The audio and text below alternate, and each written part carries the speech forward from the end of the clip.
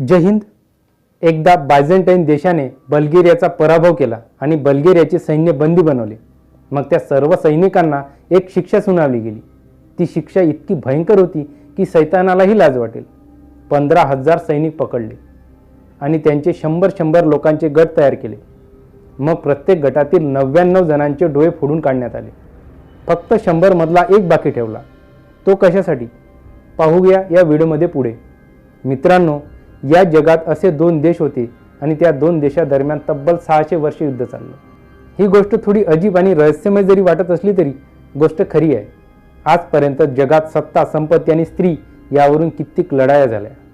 अनेक वेळा सत्तेच्या हव्यासापोटी नातीगोती, आपले परके, सबल दुर्बल हा कसलाही विचार न करता एकमेकांना भिडलेले लोक आपण ऐकले आहेत। रामायण, महाभारत सारखे युद्ध या पृथ्वीतलावर झाले आहे। नंतर हजारो वर्षांनी कलिंगचं युद्ध झालं। मग या कलिंग लढाईनंतर तो नरसंहार पाहून सम्राट अशोकाचे मन परिवर्तन झाले आणि त्याने शस्त्र त्यागले। हा सुद्धा एक युद्धाचा परिणामच म्हणावा लागेल। अगदी पुरातन काळापासून मानव आणि युद्ध हे एकमेकांशी जोडलेले समीकरण आहे असं म्हणायला हरकत नाही। त्यानंतर पहिले महायुद्ध झाले, दुसरे महायुद्ध झाले। हिटलरने ज्यू लोकांवर केलेले अत्याचार जगासमोर आले आणि जग हादरून गेले।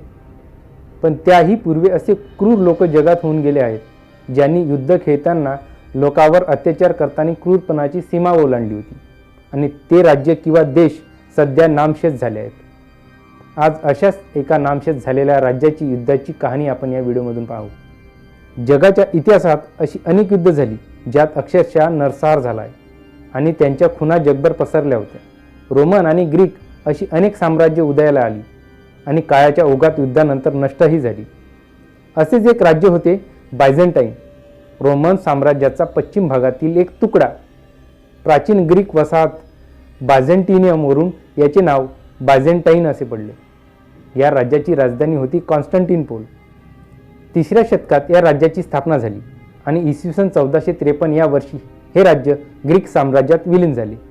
मात्र बल्गेरिया विरुद्ध झालेल्या रणसंग्रामात बायझेंटाईन सैनिकांनी ख्रिश्चन सैनिकांचे जे अमानवीय हाल केले ते अंगावर काटा आणणारे आहेत। बल्गेरिया आणि बायझेंटाईन यांच्यात वारंवार लढाया होत असायच्या। जवळपास 675 वर्ष या चकमकी सुरू होत्या। ही युद्ध अत्यंत क्रूरपणे लढली जात होती। या युद्धाचे कसलेही नियम नव्हते। शत्रूला झोडपून संपवणे हे एकमेव ध्येय ठेवूनच हे या युद्धाला सुरुवात करत होते। शत्रू पक्षाला जास्तीत जास्त नामोहरण करणे हेच एकमेव उद्दिष्ट ठेवून हे युद्ध लढली जात होती। शत्रू पक्ष खिळखिळा करणे हेच दोन्ही पक्षाचे धोरण राहायचे। सैनिकांना सुद्धा असे ट्रेनिंग दिले जात होते। बायझेंटाईनचा सेनापती हाच तिथला सत्ताधीश होता।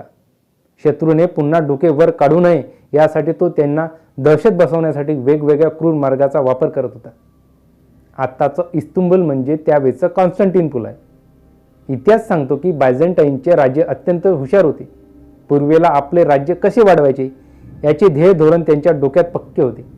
इसवी सन 1453 पर्यंत त्यांनी पूर्व आणि दक्षिण युरोपमध्ये बराच भाग काबीज केला होता। या दरम्यान त्यांनी भयंकर युद्धे केली। खास करून बाल्कन हा प्रदेश जिंकण्यासाठी अनेक आक्रमण व्हायचे आणि त्यांचा पाडाव झाल्यानंतर लोकांनी कसलेही प्रश्न विचारायची हिंमत दाखवू नये म्हणून तेथील लोकांवर दहशत बसवण्यासाठी अतिशय भीषण अत्याचार केले जायचे। जे सैनिक युद्धबंदी म्हणून सापडले होते त्यांचेही सैतानी छळ केला होता, कारण त्यांना फक्त लोकात दहशत बसवणे एवढेच धोरण माहीत होते। कारण त्या दहशतीच्या जोरावर त्यांची सर्व सत्ता टिकून राहणार होती।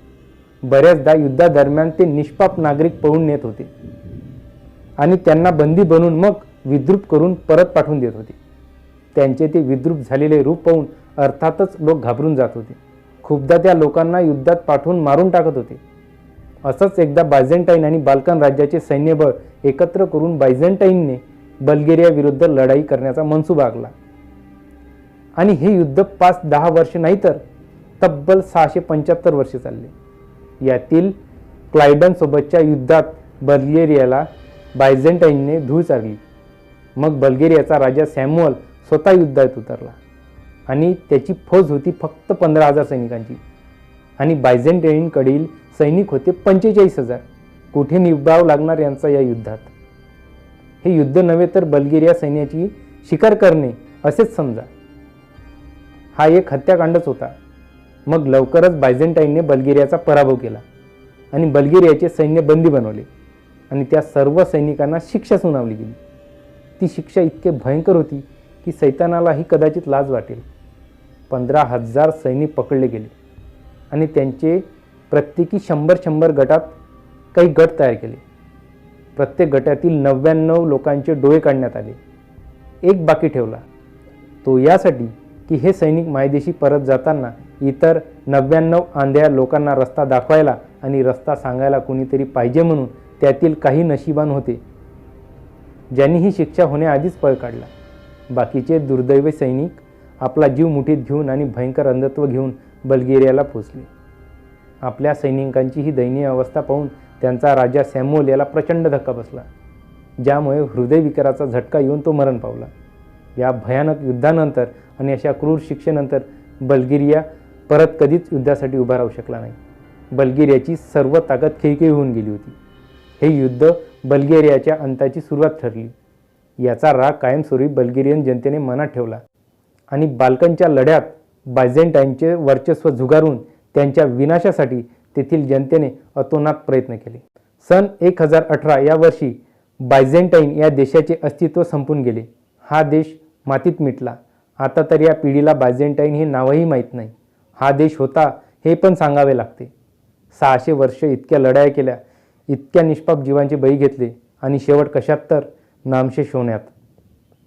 या देशाचे अस्तित्व मिटले. हा व्हिडिओ आवडला असेल तर लाईक करा आणि आपल्या चॅनलला सबस्क्राईब करा. जय हिंद.